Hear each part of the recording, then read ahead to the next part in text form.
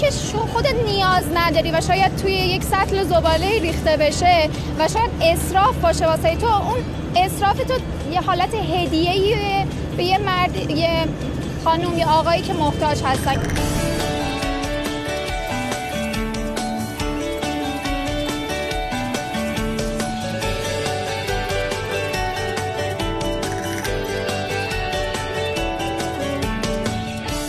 بعضی از حقوقشون قد کمی که خرج